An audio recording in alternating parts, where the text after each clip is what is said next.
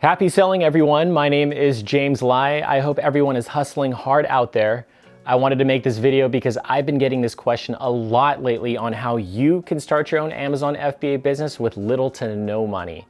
I know we all have to start somewhere, and building an Amazon FBA business might be intimidating to some of you, so I hope this video at the very least encourages you guys to get the wheels in motion in your journey towards financial independence. But first, if you guys are new to the channel, consider liking the video and subscribing if you want to learn more about building a successful Amazon FBA business.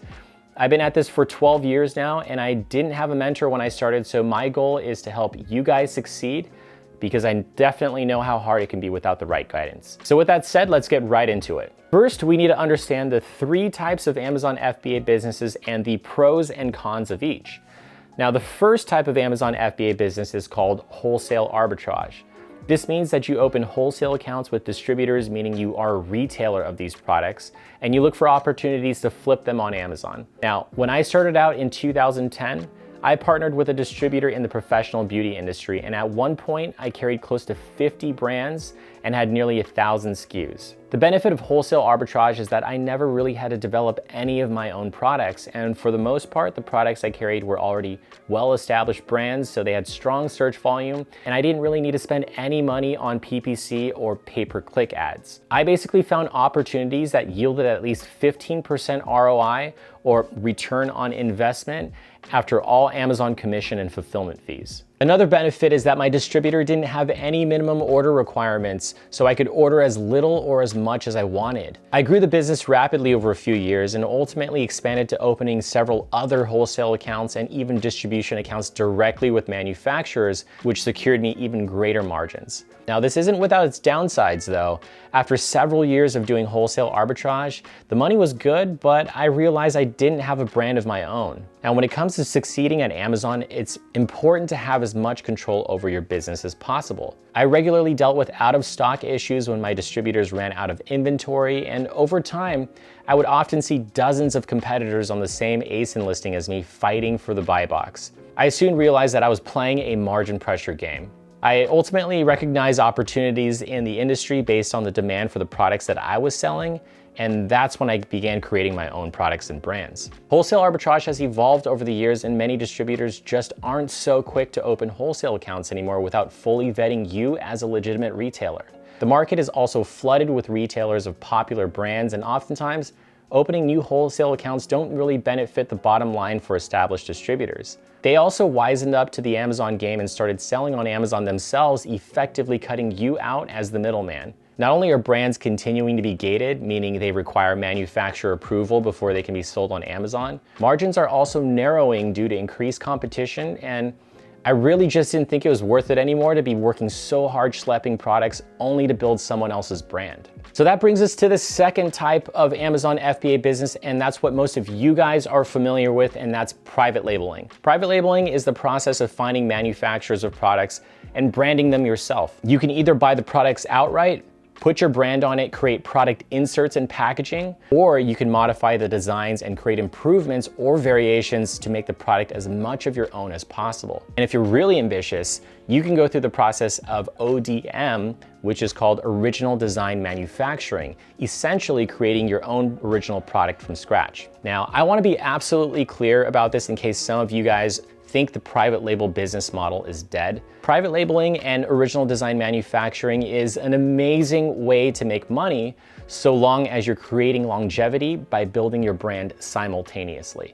I see too often sellers not having the patience to properly build up their brand, and as a result, the lifespan of the products that they spent countless hours on is short-lived. As industries evolve, so do products, so there's always going to be an infinite amount of opportunities in this space, especially if you learn how to develop your own products. Now, the downside is this is going to cost you a decent amount of money depending on who you are. I generally recommend having saved $3,000 to $5,000 when starting your first Amazon private label business, and I would never recommend that you put all of your savings into your first private label product, as you will be making mistakes. So give yourself some wiggle room and margin of error by way of extra savings for when you make these mistakes. Let's call this Amazon tuition, and for some it might be more than others, but you can bounce back knowing that you've learned some valuable lessons that you might not have otherwise learned. But If you subscribe to this channel and hit the notification bell and study hard, I'm willing to bet that I can improve your chances of success. And without further ado, I'm going to explain to you how you can start your Amazon FBA business with almost no money, and that is through a business model called retail arbitrage. Retail arbitrage is essentially the process of scouring retail stores for deals on products that you can then sell on Amazon for profit. Some examples of retailers where you can find great closeouts and deals is any big box store like Walmart, Target, Walgreens, CVS, Home Depot, and even Costco. These retailers have huge purchasing power and the ability to liquidate products even at a loss. You can also find great deals from small retailers who are going out of business and liquidating their inventory by searching on Craigslist, OfferUp, and even Facebook Marketplace. Now, there are a few really great benefits of retail arbitrage. Number one, you can spend as little or as much as you want. Number two, you're selling products of brands that are already established, and with scouting tools like the one that I personally use called Jungle Scout, you can predetermine exactly what the demand is each month for any of the products being sold on Amazon. Link in the description below. But for the most part, if the brand is well known and there's a healthy amount of reviews, you can be pretty confident that the product is going to sell, and you don't need to spend a dime on PPC ads like you normally would with a private label product. Now, the third benefit of retail arbitrage is that you get to learn the ins and outs of Amazon Seller Central and the process of sending in products for fulfillment at a very low cost. This gives you a great foundational understanding of Amazon FBA that's sure to come in handy for when you save enough money and you're ready to transition into a private label business.